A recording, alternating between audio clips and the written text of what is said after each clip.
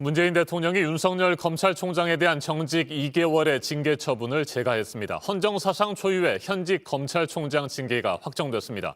윤석열 총장의 직무는 곧바로 정지됐습니다. 이 같은 상황에서 추미애 법무부 장관은 스스로 물러나겠다는 뜻을 문재인 대통령에게 밝혔습니다. 윤 총장 측은 추 장관의 사의 표명과 무관하게 소송 절차를 진행하겠다고 밝혔습니다. 최영일 시사평론가 자리에 함께했습니다. 어서 오십시오. 안녕하세요. 네, 어제 새벽 4시쯤입니다. 네. 법무부 검사징계위원회가 정직 2개월의 징계를 결정했고요. 14시간여 만에 문재인 대통령이 재가를 했습니다. 네. 그야말로 속전속결이었습니다. 네, 속도전이었습니다. 예상은 됐던 일이었죠. 징계위의 발표가 굉장히 늦게 나왔습니다. 자정전에 나오지 않을까 했는데 말씀하신 대로 새벽 4시가 넘어서 경론 끝에 이 정직 2개월이 결정된 소식이 사실 어제 아침 이 시간에 전해졌다고 봐야겠고요. 그런데 이제 어제 오후에 5시가 좀 넘은 시간 추미애 장관이 청와대로 들어가서 대통령과 면담 중이다. 네. 이 소식이 먼저 나왔어요. 그렇다면 이제 징계를 제청하러 들어갔구나. 근데 이 청와대는 애초부터 재량권은 행사하지 않는다. 징계위가 결정한 것을 대통령은 그대로 제가할 뿐이다. 라고 이미 예고를 해왔기 때문에 대통령은 즉시 제가할 것으로 예상이 됐었고요. 그런데 이제 저녁 7시 반에 청와대 브리핑이 나오면서 이 재가는 확정됐는데 이제 정직 2개월에 이 헌정사상 초유의 검찰총장에 대한 징계는 집행되게 됐습니다. 근데 여기에 또 새로운 소식이 딸려 나와서 다소 놀랐습니다. 네, 앞서 문재인 대통령은 징계 절차의 정당성과 공정성을 강조하지 않았습니까? 네, 맞습니다. 그렇다면 어제 법무부 검사징계위원회의 결정 자체가 정당하고 공정했다 이렇게 판단을 했을까요? 네, 대통령의 입장에서는 과정과 절차에 대해서는 별다른 문제를 제기하지 않은 것으로 봐서 대체로 징계위원회의 이 흐름, 과정, 절차는 적정했다고 보는 것이 청와대 입장으로 봐야 할 것 같습니다. 네, 추미애 법무부 장관의 사의 표명 일단은 갑작스럽게 이루어진 것으로 보입니다. 네. 표면적으로는 맞습니다. 어떨까요? 실제로 어제 준비를 하고 들어갔을까요? 아니면 징계위의 네. 결정이 나온 뒤에 결심을 했을까요? 그것은 지금은 예단할 수는 없죠. 이것은 본인만이 알고 있는 문제인데 세 가지의 가설이 존재할 수 있습니다. 네. 첫 번째는 이 과정이 준비되면서 여기까지 이 법무부 장관으로서 역할을 해야 되겠다라고 본인이 의도하고 계획했을 가능성이 있죠. 그래서 드디어 징계 수위에 대해서는 어떤 생각을 했는지 모르지만 사실은 정치를 할 거라면 사퇴하고 하라.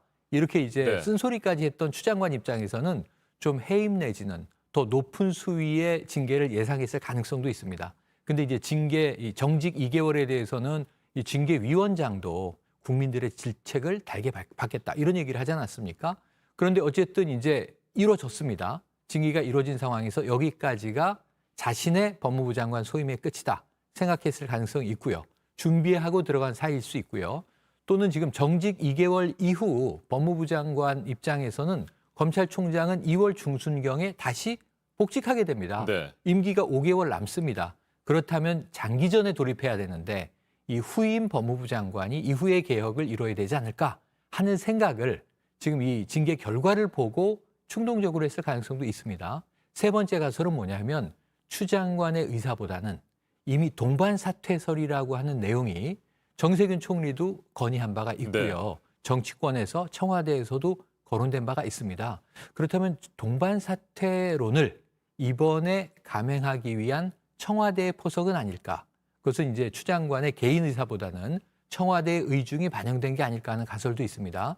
어떤 것이 맞는지는 시간이 좀 흘러봐야 알 수 있겠습니다. 그런데 결과적으로는 동반 사퇴는 사실상 무산이 됐습니다. 맞습니다. 결국 문재인 대통령이 추미애 장관의 사표를 수리할 가능성이 현재로서는 높기 때문에 네. 법무부 장관은 교체되고 네. 윤석열 검찰총장은 정직 2개월이 끝난 뒤 다시 직무에 복귀하게 되는 그런 네. 상황이 펼쳐지는 거 아니겠습니까? 맞습니다. 그런 상황에다가 오늘 지금 이 윤 총장 측에서는 또 이 행정 본안 소송을 내겠죠. 네. 이 징계가 부당하다라는 이것을 취소해달라는 소송과 함께 일종의 가처분 신청. 그러니까 지금 이 징계, 정직 2개월마저도 집행을 정지시켜달라는 신청을 낼 것이 아주 유력합니다. 그러면은 만약에 지난번에 직무 배제가 행정법원에 의해서 막혔던 것처럼 또 정직 2개월도 어떻게 되는지는 행정법원 판단을 지켜봐야 되는 거고요. 자, 이런 상황에서 지금 말씀하신 대로 오늘 언론 보도는 모두 다 조간이 윤 총장은 남고 추 장관은 떠나게 됐다. 근데 추 장관의 사표가 언제 수리될지는 조금 이제 그렇죠. 이견이 있어요. 왜 그러냐면 지금 과제들이 좀 남아 있습니다. 추 장관 입장에서는 이 검찰 개혁의 중요한 한 가지 힘이 인사권인데 바로 다음 달인 새해 1월에 이 검사들의 또 정기 인사 시즌입니다. 이 인사권까지 행사하지 않겠는가 하는 관측도 일부 나오고 있고요. 어제 청와대의 발표가 묘한 것이 이것이 수리도 아니고 반려도 아니에요. 아하. 그런데 이것을 숙고해서 결정하겠다고 했는데 사의를 높이 평가한다고 했습니다. 네. 그렇다면 사실은 이것을 받을 가능성이 일단 높은 것인데 청와대도 그 시점을 조율할 것 같습니다. 네. 그런데 새로운 법무장관을 임명하는 과정에 뭐 청문 절차도 거쳐야 되고 네. 상당한 시간이 필요하지 않습니까? 맞습니다. 그렇다고 한다면 윤석열 검찰총장의 정직 2개월 동안 추미애 법무부 장관이 상당 기간을 계속해서 직무에 임하면서 뭐 여러 가지 대책들이라든지 또 결정들을 할 수도 있는 것 아니겠습니까? 맞습니다. 지금 첫 번째로는 이제 이 연말까지 지금 이제 버려놓은 개혁 과제들을 매듭 짓는 게 하나. 그다음에 내년 1월이 되면 이 검사 이 인사권을 네. 통한 두 번째 어떤 인적 쇄신을 또 도모하는 것 하나. 세 번째로는 후임이 결정돼 있어야 되죠. 벌써 일부 하마평은 나옵니다. 지금 최근에 징계위원회 바로 직전에 신임 법무부 차관이 임명되지 않았습니까? 그럼 이용구 차관이 징계위에 참석하면서 어찌 보면 또 인지도도 올랐는데 자연스럽게 차관이 장관을 승계하는 방법도 있을 수 있고 또는 이제 지난 국감 과정에서 보면은 이제 민주당의 소병철 의원이 검사 출신입니다. 네. 검사 출신으로 굉장히 강력하게 윤 총장을 질타하면서 검찰 개혁 의지를 피력했는데 이 비검사 법무부 장관의 마찰이 굉장히 컸단 말이죠. 그렇다면 이번에는 검사 출신으로 검찰을 개혁할 수 있는 법무부 장관. 또 이 검사들의 반발을 무마해야 되는 과제도 있습니다. 이런 하마평이 이미 있는데 말씀하신 대로 인사청문 절차까지 거치려면 또 과정을 넘어야 하는 만큼 후임 인사까지도 좀 매듭이 지어진 상황에서 이 추 장관이 물러나기 위해서는 한두 달의 시간은 기본적으로 필요하다. 어쩌면 윤석열 총장이 복귀하는 시점과 네. 추 장관이 또 물러나는 시점이 맞닥뜨릴 수 있는 가능성도 남아 있습니다. 네. 전직 검찰총장 9명 그리고 서울중앙지검의 부부장 네. 검사들이 윤석열 검찰총장에 대한 징계에 대해서 반발을 하고 있습니다. 네. 법치주의에 큰 오점이 될 것이다. 뭐 네. 이런 얘기들도 하고 있고요. 검찰 내부의 반발 어느 정도나 될 것으로 예상하세요? 그러니까 이게 어느 정도에서 수습할 수 있겠는가가 추 장관의 이제 마지막 남은 과제일 수 있고 네. 그래서 이 사의 카드까지 꺼낸 것 아닌가. 자, 나는 이 헌정사상 초유의 검찰총장 징계까지 관철했지만 여기에 대한 또 책임도 지고 물러나니까 이제 검찰 조직은 이 부분에 대해서는 받아들여 달라라고 하는 뉘앙스가 담겨 있는 대목이기도 합니다. 하지만 이제 검사 반발들은 계속 이어질 것으로 보여지고요.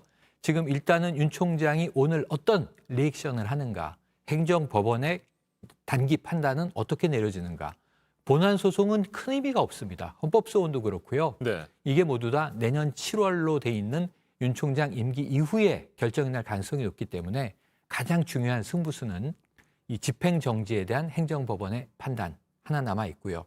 그다음에 이제 검찰 조직의 반발인데 어제 좀 엄중합니다. 말씀하신 대로 역대 전임 검찰총장 9명이 성명을 내고 그 검찰 조직 내에서는 부부장 검사들이 또 성명을 내고 네.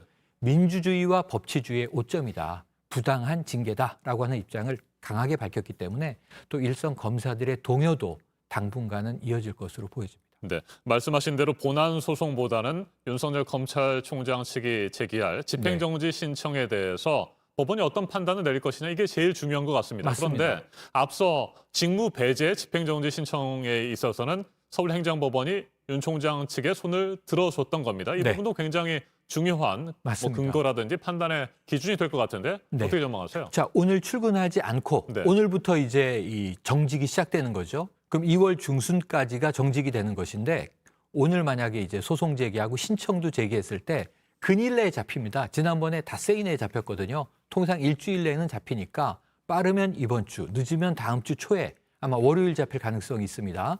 신청에 대한 심의를 해서 만약에 윤 총장에 대한 정직 2개월이 부당하다. 또 이 회복할 수 없는 피해를 야기할 수 있다. 그냥 직을 유지하시오. 그럼 사실 징계가 무력화되는 상황입니다. 네. 본안 소송에 다투는 건 시간상 큰 실효성이 없고요. 자, 그러면은 이제 추미애 장관 사의가 제동이 걸리게 될 가능성이 아하. 있습니다. 이 끝나지 않은 갈등과 또 격돌이 되는 것이죠. 3라운드는 어떻게 될지는 아무도 모릅니다. 그런데 문제는 정직 2개월이 또 이 묘수가 될 수 있습니다. 정직이 6개월이거나 해임이면 이건 문제가 있다 하고 인용할 수 있지만 정직 2개월 정도면 임기도 유지가 되는 거거든요. 5개월 임기를 또 돌아와서 7월까지 계속 수행해야 되고요. 그렇다면 이 정도는 징계로 내려질 수 있다. 기각하게 되면 정직 2개월이 시작되고 추 장관의 이제 사퇴 이후에 이 프로젝트가 가동되게 되는데 여기에 대해서는 우리가 계속 지켜볼 대목입니다. 알겠습니다. 오늘 여기까지 듣겠습니다. 최영일 시사평론가였습니다. 말씀 잘 들었습니다. 고맙습니다.